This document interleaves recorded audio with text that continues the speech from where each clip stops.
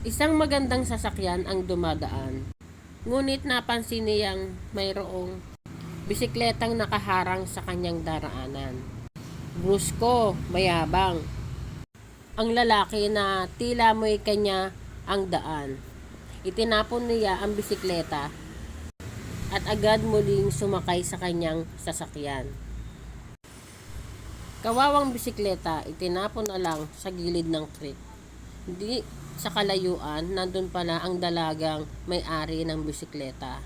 Nagtatanim na walang kaalam-alam ng kanyang bisikleta ay naitapon na sa gilid ng creek. Pagkita niya dito, hindi niya alam ang kanyang gagawin. Mangiyak-ngiyak na kinukuha niya ang kanyang bisikleta sa naturang creek. Pababa siya upang kunin ang itinapong bisikleta hanggang sa nakita siya ng isang lalaki at tinanong ito, "Ano ang ginagawa mo dyan?" "Ang aking bisikleta, may nagtapon," sabi niya. "Hayaan mo't ako na lang ang kukuha." Kinuha ng nasabing lalaki ang itinapong bisikleta. Dali-dali niya itong iniahon sa tubig, ngunit siya ay nasugatan.